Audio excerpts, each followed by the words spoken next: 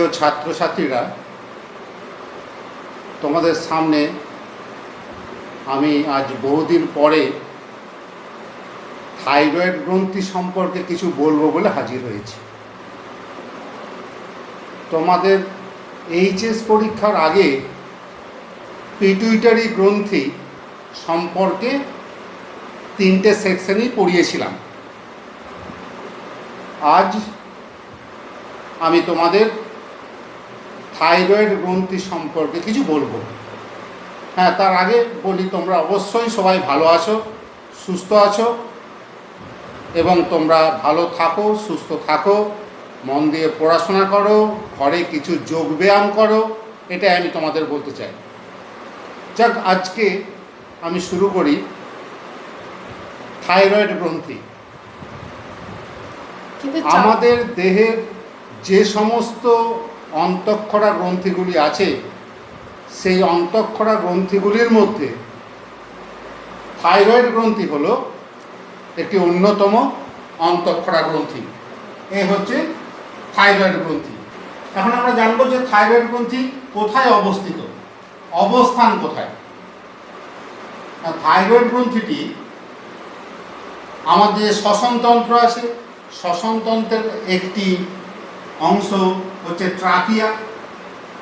এই ট্রাকিয়ার দুই পাশে, ট্রাকিয়ার তো অনেক বড়, তার কোথায়, ঠিক ল্যারিংসের ঠিক নিচে দ্বিতীয়, তৃতীয়, চতুর্থ তরুণাস্থি রিংয়ের দুই পাশে থাইরয়েড গ্রন্থির দুটি খণ্ডক অবস্থিত।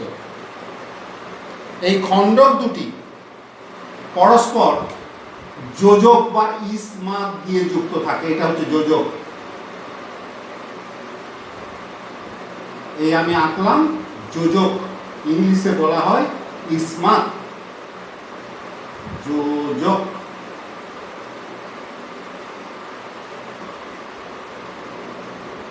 যোজক দিয়ে যুক্ত থাকে, ইংলিশে বলা হয় ইসথমাস, ISTHMUS। যাক, এই হলো থাইরয়েড গ্রন্থির অবস্থান। তাহলে অবস্থানটা কি হলো, ল্যারিংস বা ষড়যন্ত্রের নিচে, শ্বাসনালী বা ট্রাকিয়ার দুই পাশে দ্বিতীয়, তৃতীয়, চতুর্থ তরুণাস্থি রিংয়ের উভয় দিকে থাইরয়েড গ্রন্থির খণ্ডক দুটি অবস্থিত। নেক্সট, ওজন। এর ওজন 20 থেকে 25 গ্রাম প্রাপ্তবয়স্কদের ক্ষেত্রে। অবশ্যই মনে রাখবে, সমস্ত অন্তঃক্ষরা গ্রন্থিগুলির মধ্যে এই থাইরয়েড গ্রন্থিটি হলো সর্ববৃহৎ। নেক্সট, এই গ্রন্থি থেকে নিঃসৃত হরমোনের নাম।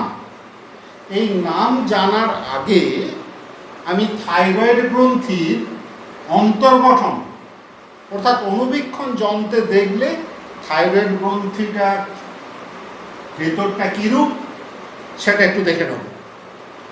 থাইরয়েড গ্রন্থিকে কেটে আমরা যদি মাইক্রোস্কোপ বা অনুবীক্ষণ যন্ত্রে দেখি, তাহলে দেখব অসংখ্য এইরকম থলির মতো অংশ।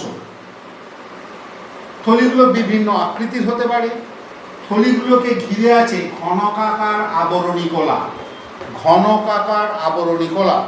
আর থলির ভিতরে থাকবে থাইরোগ্লোবিউলিন নামক প্রোটিন, থাইরোগ্লোবিউলিন। এই প্রোটিন এবং আয়োডিন যুক্ত হয়েই থাইরক্সিন হরমোন উৎপন্ন হয়। তাহলে এইগুলো হলো থলির মতো অংশ, ইংলিশে ফলিকেল বলে। এছাড়াও দেখা যাবে প্যারাফলিকুলার কোষ, প্যারাফলিকুলার কোষ এইটা আরেক ধরনের হরমোন নিঃসৃত করে, সেটা আমি পরে তোমাদের জানাচ্ছি। নেক্সট, নিঃসৃত হরমোনের নাম। দেখতেই পাচ্ছ যে থাইরয়েড গ্রন্থি থেকে নিঃসৃত হরমোনের নাম আমি 3টে লিখেছি। প্রথম T4 বা থাইরক্সিন, একে টেট্রা আয়োডোথাইরোনিনও বলে, টেট্রা আয়োডোথাইরোনিন। T3 বা ট্রাই আয়োডোথাইরোনিন, ট্রাই আয়োডোথাইরোনিন, আর একটা আছে TCT, লেখা আছে টি, বোঝা যাচ্ছে কিনা বুঝতে পারছি না, TCT, thyrocalcitonin, T for thyro, C for calci, T for tonin. এই 3 প্রকারের হরমোন এই থাইরয়েড গ্রন্থি থেকে নিঃসৃত হয়। এর মধ্যে T4 এবং T3 এই 2 প্রকারের হরমোন এই ফলিকল থেকে নিঃসৃত হয়। আর TCT অর্থাৎ থাইরোক্যালসিটোনিন প্যারাফলিকুলার কোষ অর্থাৎ এই কোষ থেকে নিঃসৃত হয় TCT, থাইরোক্যালসিটোনিন। এই 3 প্রকার হরমোন। এখন এই থাইরক্সিনকে T4 বলা হচ্ছে কেন? এটা তোমাদের স্বাভাবিকভাবেই প্রশ্ন জাগতে পারে। বা ট্রাই আয়োডোথাইরোনিনকে T3 বলা হয় কেন? না, এক অণু থাইরক্সিন হরমোন উৎপন্ন করার জন্য 4টে আয়োডিন পরমাণু লাগে। কতগুলো? সেই জন্য থাইরক্সিনের ক্ষেত্রে 4টে, আর ট্রাই আয়োডোথাইরোনিনের ক্ষেত্রে 3টে। সেই জন্য এটাকে বলা হয় T4, আর এর পরবর্তীকে বলা হচ্ছে T3। এই আয়োডিন যুক্ত হরমোন, অনেক সময় শর্ট প্রশ্ন পড়ে তোমাদের, একটি আয়োডিন যুক্ত হরমোনের নাম লেখো। অবশ্যই থাইরক্সিন।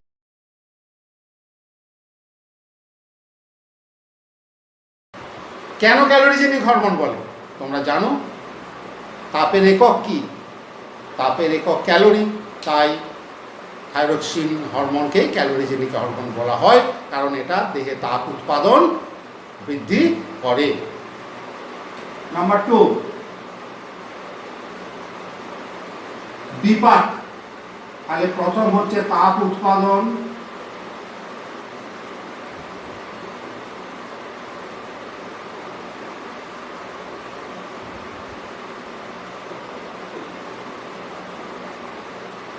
নাম্বার 2 বিপাক।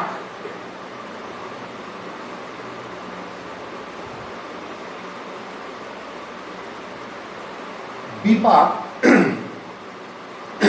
এই হরমোনটি আমাদের দেহে কার্বোহাইড্রেট, প্রোটিন এবং ফ্যাট বিপাক নিয়ন্ত্রণ করে বা বিশেষভাবে প্রভাবিত করে। 3টে বিপাককেই, বিশেষ করে কার্বোহাইড্রেট বিপাক।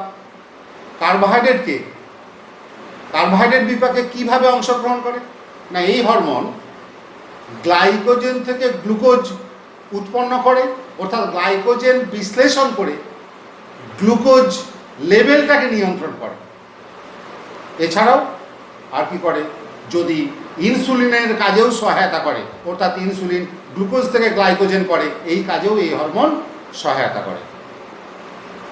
প্রোটিন বিপাকের ক্ষেত্রে কীরূপ কাজ করে?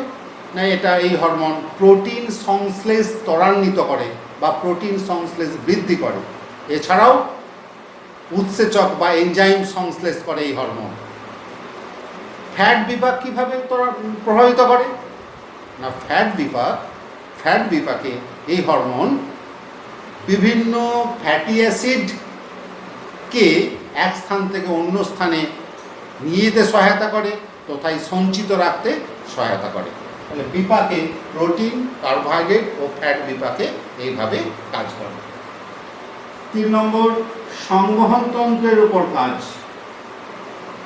সংবহনতন্ত্র,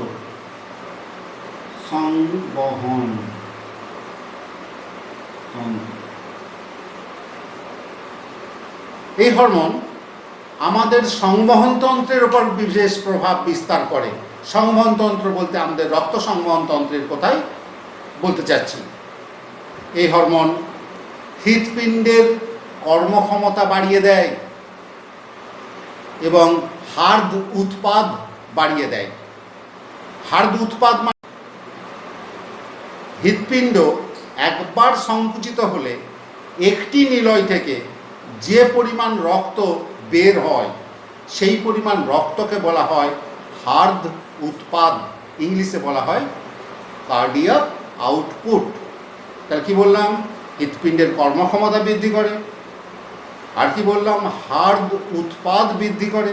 হাড় উৎপাদ বলতে তোমরা শুনে রাখো, হৃৎপিণ্ডের একবার সংকোচনে একটা নিলয় থেকে যে পরিমাণ রক্ত সংবহন তন্ত্রে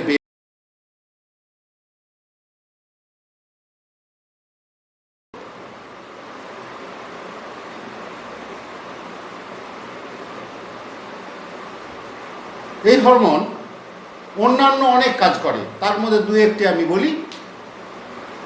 এই হরমোন মেটামরফোসিস বা রূপান্তরে সহায়তা করে। সেটা আবার কীরকম? রূপান্তর বলতে এক রূপ থেকে আর এক রূপ, যেমন ব্যাঙাচি থেকে ব্যাঙ, এটা এক ধরনের রূপান্তর। লার্ভা থেকে প্রজাপতি পিউপার মাধ্যমে, এটাও আরেক ধরনের রূপান্তর। পরীক্ষা করে দেখা গেছে এই হরমোনটি ব্যাঙাচি থেকে ব্যাঙে রূপান্তরে সহায়তা করে। অর্থাৎ থাইরক্সিন হরমোন ব্যাঙাচি থেকে ব্যাঙে রূপান্তরে সহায়তা করে। ব্যাঙাচি থেকে থাইরয়েড গ্রন্থিটা যদি আমরা অপারেশন করে বের করে নিই, তাহলে ওই ব্যাঙাচিটা আর কোনোদিনই ব্যাঙ হবে না, এটা জেনে রাখবে। অর্থাৎ এর থেকে প্রমাণিত হয় ব্যাঙাচি থেকে ব্যাঙে রূপান্তরের জন্য থাইরক্সিনের প্রয়োজন। নেক্সট,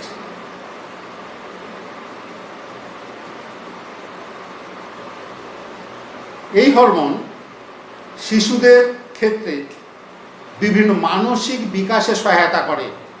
এই হরমোন যদি কম হয়ে যায়, তখন শিশুরা দেরিতে কথা বলে, জড়বুদ্ধি সম্পন্ন হয়।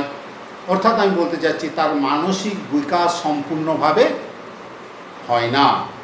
এছাড়াও গর্ভাবস্থায় মায়েদের যদি থাইরক্সিন হরমোন কম থাকে, তাহলে যে তার গর্ভে যে শিশুটা জন্মাচ্ছে, হত্যই বড় হচ্ছে, সে জন্মানোর পর এই রকমের অবস্থা হতে পারে। এছাড়াও আরও অন্যান্য কাজ আছে, তোমরা বইয়ে আরও 2-4টে কাজ দেখে নেবে। এরপরে আসছি থাইরয়েড গ্রন্থির অধিকরণ এবং অধকরণের ফল। অর্থাৎ থাইরয়েড গ্রন্থি থেকে এই হরমোনগুলো যদি বেশি খরিত হয়, তাহলে কি হয়? এটাকে বলা হয় হাইপার সিক্রিয়েশন বা অধিকরণ। অধিকরণ এর ফলে, অর্থাৎ যদি বেশি বের হয় এই হরমোন স্বাভাবিকের তুলনায়, গ্রেভস বর্ণিত রোগ হয়, গ্রেভস রোগ। এই রোগটা কি? এটাকে ইংলিশে বলা হয় এক্স অপথ্যালমিক গয়টার। এই রোগে আমাদের যারা এই রোগটা হবে, তার শরীরে থাইরক্সিন 10 গুণ বেড়ে যায় এবং বিভিন্ন প্রকার অস্বাভাবিকতা দেখা যায়।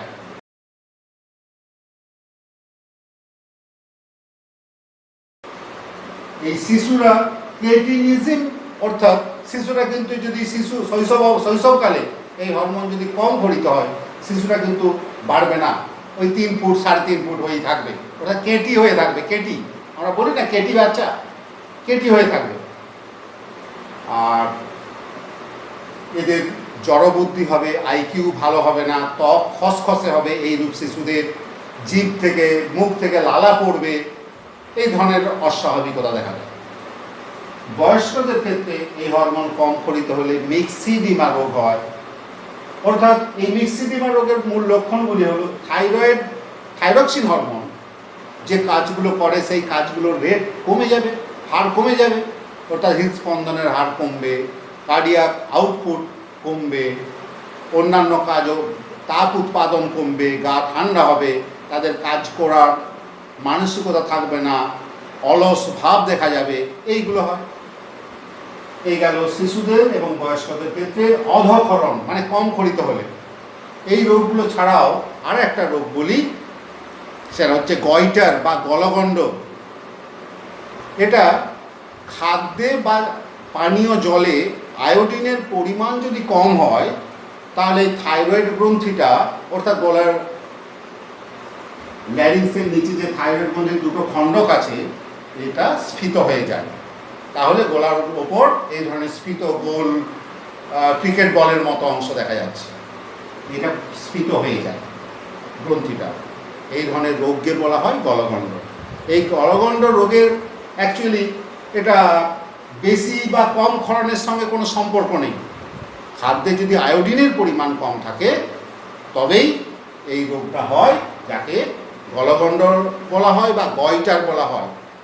পার্বত্য অঞ্চলের লোকেদের পানীয় জলে আয়োডিনের পরিমাণ কম থাকে বলে বেশিরভাগ ক্ষেত্রে এই রোগটি দেখা যায়। যাক, আজকে থাইরয়েড গ্রন্থি সম্পর্কে তোমাদের এইটুকুই জানালাম। পরবর্তী ভিডিওতে আমি তোমাদের মিশ্র গ্রন্থি বা অগ্নাশয় সম্পর্কে জানাবো। আশা করি এই টপিকসটা তোমরা যদি দেখো তোমাদের উপকারে লাগবে, তাহলেই আমার এইখানের এই কাজটা করা সার্থক হবে। ধন্যবাদ সকলকে, ভালো থেকো, সুস্থ থেকো।